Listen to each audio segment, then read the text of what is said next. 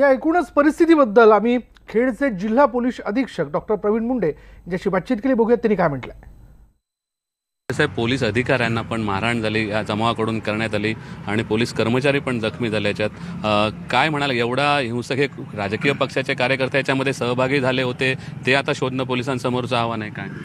या घटनेमध्ये आम्ही दोन्ही अँगलनं योग्य ती कायदेशीर कारवाई करणार आहोत। पहिला अँगल हा आहे की ही जे काही प्रकार घडलेला आहे, ज्याच्यामध्ये गोहत्या कायदा आहे, त्याच्या अंतर्गत गाय आणि बैलाची कत्तल जर होत आहे तर त्या अनुषंगाने अतिशय गांभीर्याने त्यावर कारवाई केली जाईल, ते आरोपी पकडले जातील निश्चितपणे।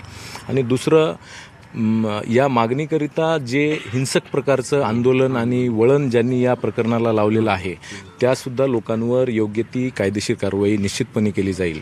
आणि रत्नागिरी शहरातील आणि जिल्ह्यातील सर्व नागरिकांना आमचं हेच म्हणणं असेल की पोलीस हे दोन्ही प्रकरणं अतिशय गांभीर्याने घेत आहेत। या दोन्ही प्रकरणांमध्ये गंभीर कायदेशीर कारवाई केली जाईल। आपण कोणत्याही चुकीच्या अफवांवर विश्वास ठेवू नये आणि पोलिसांना शांतता आणि कायदा सुव्यवस्था राखण्यामध्ये मदत करावी। शेवटचा प्रश्न छोटासा, की ज्या 2 तास झाले जवळपास हायवे रोको होता, इथे पोलीस बळ जे होतं ते अपुरं होतं की नंतर मग पोलीस फोर्स पोचायला उशीर झाला म्हणून कंट्रोल खूप वेळ लागला या सगळ्यांना? निश्चितपणे ही जी हद्द आहे ही खेड पोलीस स्टेशनच्या हद्दीत येते। एखाद्या पोलीस स्टेशनला तात्काळ मोठ्या प्रमाणावर मनुष्यबळ उपलब्ध करणं शक्य होत नाही।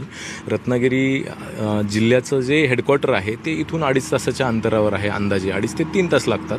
तर त्यामुळं जेव्हा अचानकपणे एखादी घटना होते तेव्हा 50 ते 100 लोक पोलीस ॲट अ टाईम पोहोचू शकत नाहीत। उपलब्ध प्राप्त परिस्थितीनुसार आवश्यक ते मनुष्यबळ इथे उपलब्ध करून देण्यात आलं होतं, परंतु ते मॉबच्या तुलनेनं कमी असल्यामुळे ते हाताळण्यासाठी निश्चितपणे मनुष्यबळ त्यावेळी अपुरं होतं आणि त्यामुळे सुद्धा ही परिस्थिती नियंत्रणात आणणं तात्काळ शक्य झालं नाही। विजय बासुतकरसह दिनेश केळुसकर, न्यूज 18 लोकमत, खेड। आहे शिवसेनेच्या बैठकीच्या संदर्भातली शिवसेनेच्या विभागवार खासदारांची सोमवारी बैठक बोलावण्यात आली आहे। उद्धव ठाकरेंनी समोर ही बैठक बोलवली। या बैठकीत लोकसभा निवडणुकीसंदर्भात चर्चा होणार असल्याचं कळतंय। शिवसेना पक्षप्रमुख उद्धव ठाकरे यांनी शिवसेनेच्या विभागवार खासदारांची सोमवारी बैठक बोलावली आणि या बैठकीत लोकसभा निवडणुकीसंदर्भात चर्चा होणार आहे। तसंच शिवसेनेनं न लढवलेल्या लोकसभा मतदारसंघातील संभाव्य उमेदवारांचाही या बैठकीत आढावा घेण्यात येईल, अशी माहिती आपल्याला सूत्रांकडून मिळते।